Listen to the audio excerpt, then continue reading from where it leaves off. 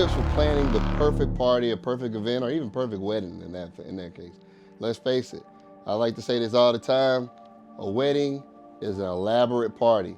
As long as the ceremony goes the way it's supposed to, everything else is just an elaborate party and a celebration. So these are tips for planning the best party that you can possibly plan, all right?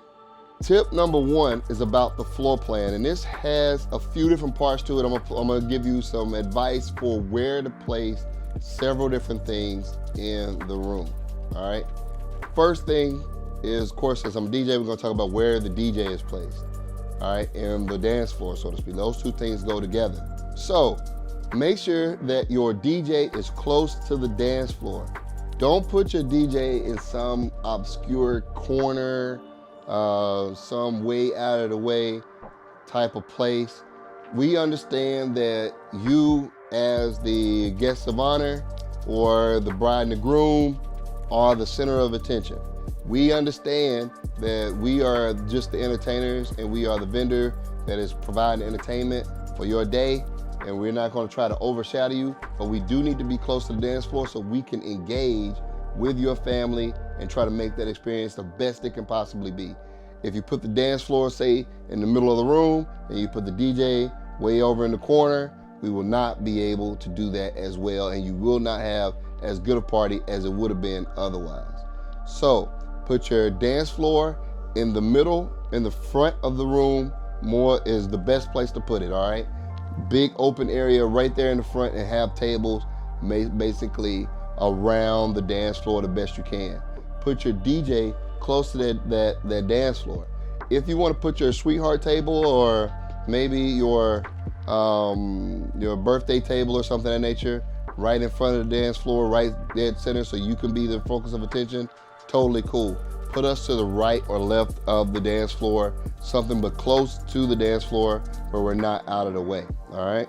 Next, if you're going to be planning a party and it's going to be like a family event, say like a wedding or a family reunion of some sort, right?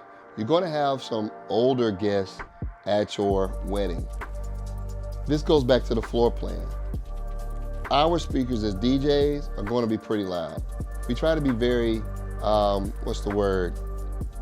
We try to be very conscious and considerate of the people that are close to us. You should too. Don't put your older guests close to your DJ or the DJ booth. They're going to be very sensitive to sound and how loud that is. They already probably don't like to listen to the music pretty loud. So you're going to get grandma that's going to come over and say, hey, baby, can you turn that down a little bit? And of course, me as a DJ, I'm like, sure, grandma, I got you. And I try to turn it down just a notch. And then, of course, they might want it even down lower. The problem that comes into with this is that everybody else in the room won't be able to hear as well. However, if you put some of your younger guests who are not as sensitive to sound, who probably like to listen to their music a little bit louder, closer to us, and put your older people or people who are a little bit more sensitive to sound away from it, then you won't run into that problem and everybody have a really good time. So even with, your older guests who might be a little bit more sensitive to sound, but if they want the music to be a little bit louder and they want to dance, they can come to the dance floor. Totally okay with that. That's totally good. But what you don't want is the people that are sitting close to the DJ to have to scream to talk to people across the table from them. We're going to be conscious of that, but we also want everybody in the room to be able to hear the music and the announcements as we go throughout the night and we host your night for you. The next thing is, as far as the placement of floor plan is concerned, is put your bar and your photo booth in the same room as the party, okay? Lots of people, we see this in events all the time where they want to put the photo booth out in the hallway and then the DJ and the party and all the reception stuff is all in the same main hall or main room. Don't do this, family, especially with the bar. We also see that happen with the bar. They want to put the bar out in the hallway or out of the way. Don't do this. What you're doing there is separating your party into two different places, and that makes your party not move as fluidly as it possibly could. You want everybody to stay in the same room so that way we can all see what's going on and engage with different things. We can see what's going on at the photo booth and maybe give a shout out to what's going on at the photo booth. Maybe the party isn't on the dance floor at that particular time. Maybe the party is actually at the photo booth. Maybe the party is over by the bar where the groom and the groomsmen have decided to take shots, and we can actually see that, and we can play an appropriate song for that moment in time. So put your DJ and your photo booth and your bar all in the same room. These are all part of your entertainment, and you want them to be in the main room. Make sure that your DJ is close to the dance floor and your dance floor is out in the center in the front of the room. Best placement. The next tip outside of the floor placement or the floor plan and having all these things is, where are you? As the guest of honor, as the bride and groom at the wedding, where are you? Make sure that you are on that dance floor if you want a dance party. Your friends and family are going to be and want to be wherever you are. They came to celebrate you. They came to celebrate with you. Now, of course, you won't always be in the room. If you are planning a wedding or you're getting married, your photographer and videographer are going to whisk you away to go take some pictures and videos at golden hour or something, all right? There are going to be some times like that, sure. But if you're in that room, make sure that you also are engaging with your family, and make sure you're on the dance floor enjoying your time and your party. That will make the best party because your guests will want to be partying with you. The next tip is a really big one, especially for my type A personalities out there who want to be in control of a lot of different aspects. Trust me, this is not the best way to be for your wedding or your party. Don't try to micromanage the timeline. This is going to put a lot of stress on you. It's going to put a lot of stress on your wedding coordinators or planners. It's going to put a lot of stress on your photographer and videographer and all of the rest of your vendors as well. Don't try to micromanage that. Allow your team to work for you on your wedding day or your birthday or whatever, okay? Allow them to do that, and then put your timeline as a loose guideline, all right? Yes, you might want to be on time to start the ceremony. Completely cool and understandable. But does it really matter what time you cut the cake? It doesn't really matter. I'm here to answer that question for you in case you don't know. It doesn't matter what time you actually cut the cake, all right? People want cake when they come to weddings and such, but it doesn't really matter what time. So do not try to micromanage the timeline and really break it down and say at this specific time we're going to do specific things. It just makes a big problem for you. Just to elaborate on this a little bit more, your timeline is going to be very, very long, all right?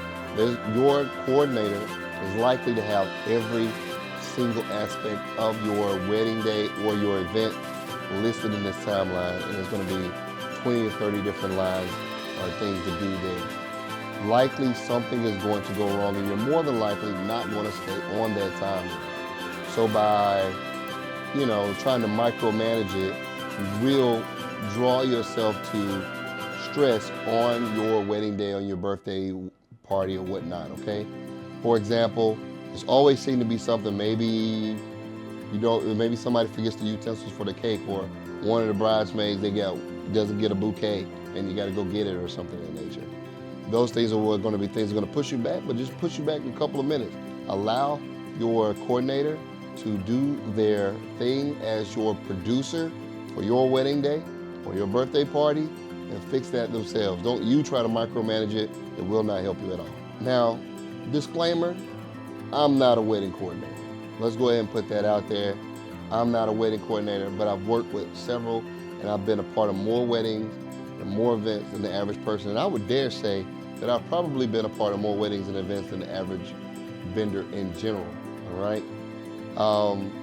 These timelines are usually very loose timelines, and your coordinator is going to try to stay on time with that, but they also know that sometimes things get, behind schedule or even ahead of schedule.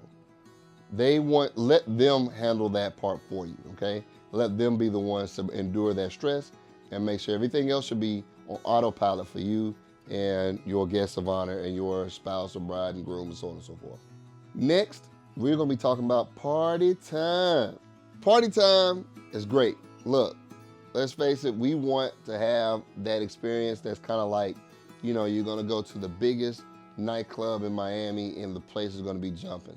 That's what people come to First Verse for when they're looking for a DJ. They're looking for somebody who's gonna rock that party, usually. Every now and then we get somebody who's wanting things to be a little bit more chill. There's nothing wrong with that. We can do that easily as well. However, if you want that party to be rocking, the darker, the better in the room, okay? So I'm going to go ahead and put it out there. The biggest culprit of this is bistro lights, string lights. These are really, really pretty. They're usually bright white, just like it is in here right now. However, for party time, what you want to do is have the room a lot more dim with the house lights, those bistro lights, and those chandelier lights. You want those as close to off as possible and let our party lights and the uplighting in the room do the work. It's gonna flash different colors, and psychologically, our brains are triggered to say, hey, it is party time. So the darker the better for party time. Tell your coordinator to make sure that they know where the light switches are or the dimmers. Turn those bistro lights, those chandelier lights, those really bright house lights, turn those down as much as possible, as close to off as possible, and let our party lights and uplighting do the work for you. All right, now, this last one is most important, all right? This one here is something that I think that needs to be said, and for all of my clients out there and my guests and my peers, my fellow DJs and entertainers, bands, please share this video and make sure we get the word out. Planning an event or a wedding is going to be expensive. If you have to cut corners in your budget, do not skimp on your entertainment. It can make or break your event. If you don't have good entertainment, you don't have a great DJ or a live band, then let's face it, your party, your event, your wedding day is not going to be as lit as you would want it to be. Don't skip there. Skip somewhere else where it is not as impactful to the actual party. When you are planning a wedding reception, it is an elaborate party. You want all those pieces to be good, but if you got to skimp somewhere, don't skimp on your entertainment. It can make or break your event. Check out our other pro tips and other venue reviews that are coming straight from First Verse Productions. Follow us on Instagram at First Verse Productions and on Facebook at also First Verse Productions. And check us out online at www.firstverseproductions.com. See you soon.